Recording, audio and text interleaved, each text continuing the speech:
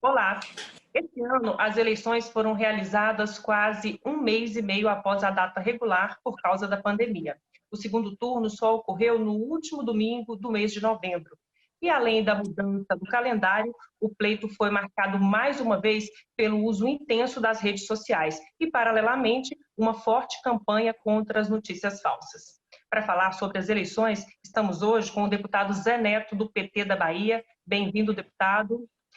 Qual a avaliação que o senhor faz das eleições deste ano? Prazer estar com você, Cassiana, estar com o público da TV Câmara, e é sempre uma satisfação imensa poder falar com vocês e, nesse momento, para falar um pouco sobre esse pleito eleitoral que se encerrou e que, infelizmente, mais uma vez, ele ficou marcado, e muito, por algumas situações que dizem respeito à ilegalidade, especialmente no que tange à questão das fake news. Mais uma vez, nós vimos que é preciso que o Congresso, que nós, deputados federais, senadores, nos debrucemos sobre esse assunto e temos que encontrar um caminho, eu diria, mais sólido e mais executivo para barrar essa situação que, na minha cidade, que é Feira de Santana, eu fui candidato, inclusive venci o primeiro turno. No segundo turno, a gente enfrentou aqui um grupo político que utilizou de forma avalaçadora os fake news e a gente, sem conseguir deter, naquele momento, naquelas situações que estavam sendo vividas, o avanço que, até na televisão, inclusive, a gente, quando tomava uma decisão, ia para o judiciário. Por exemplo, você bota um fake news no último dia da campanha, você não tem como responder. Você fica com as mãos atadas. Você vai para o Zap, a gente não tem controle de como a conta está sendo distribuída. Nas redes sociais, da mesma forma nas outras redes. Eu acho que é um assunto ainda muito complicado e o fake news não fica só na política, né? Vai para a família.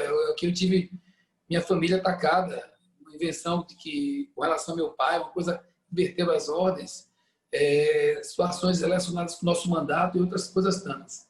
Então, mais uma vez, nós somos vítimas do fake news e o Brasil tem que ter uma resposta para essa situação que ainda é algo muito grave no processo democrático.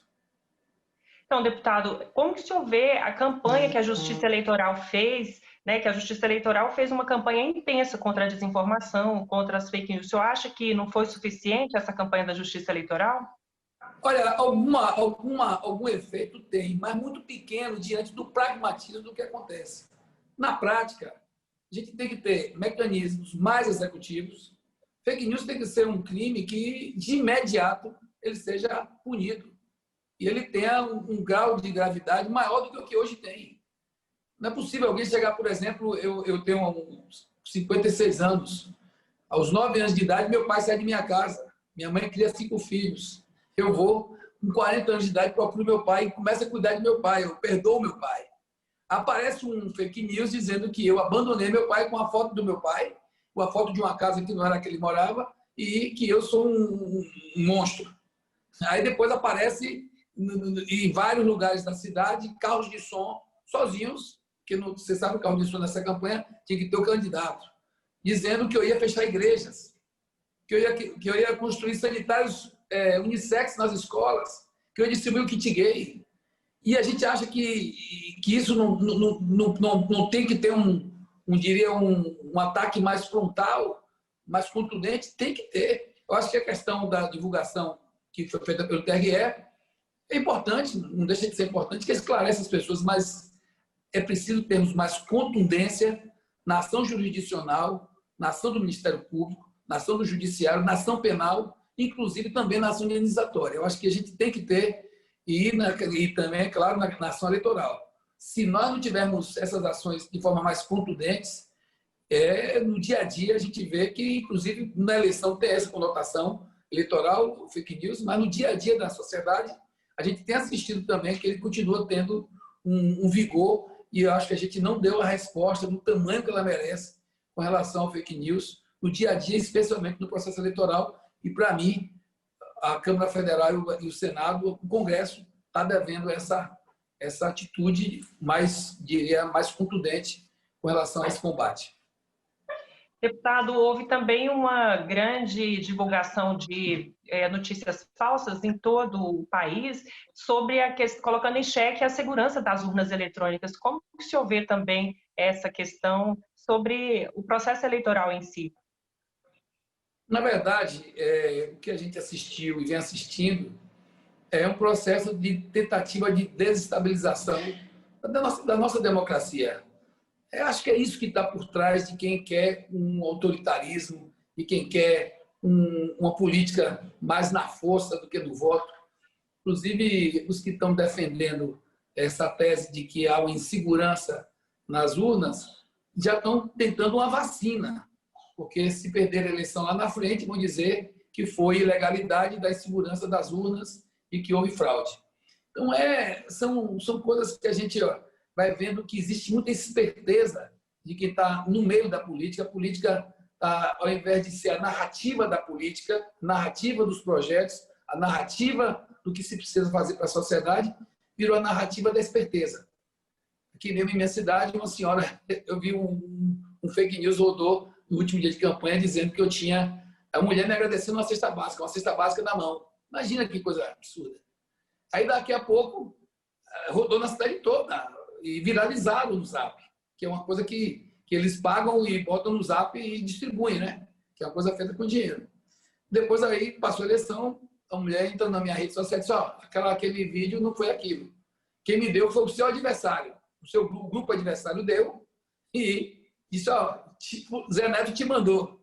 E você agradece a Zé Neto. Ele agradeceu a mim. Então, a esperteza que a gente sente é essas vacinas, como você colocou, e dizer que as urnas não são seguras para lá na frente ter algum ganho.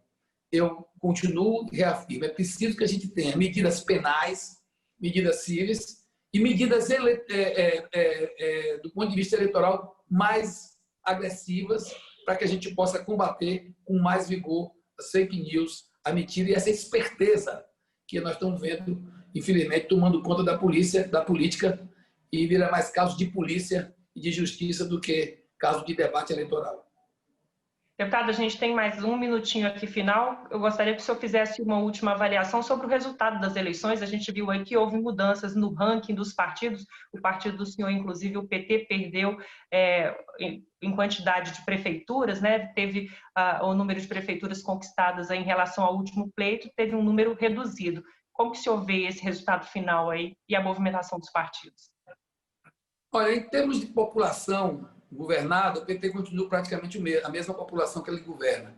Perdeu aqui, ganhou acolá.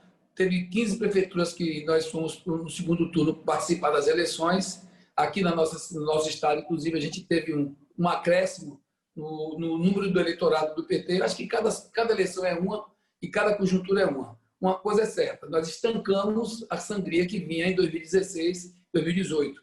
Eu acho que daqui para frente a gente tem um ambiente de oxigenação e de renovação do PT. E no mais, o eleitorado ainda vive ainda o processo conservador, está claro isso. Tem a história da pandemia que deu diversas conotações diferentes aí do contexto da política e eu espero que a gente possa passar da pandemia, a gente tem em 2022 uma eleição com mais democracia, com mais debate, com menos fake news e com menos uso da máquina pública. Eu acho que a gente está no caminho aí de 2022 ter uma eleição melhor do ponto de vista da narrativa da política e dos projetos necessários para melhorar as cidades, os estados e o nosso país. Tá certo, deputado, muito obrigada. Nós conversamos com o deputado Zé Neto, do PT da Bahia, sobre as eleições municipais. Até a próxima.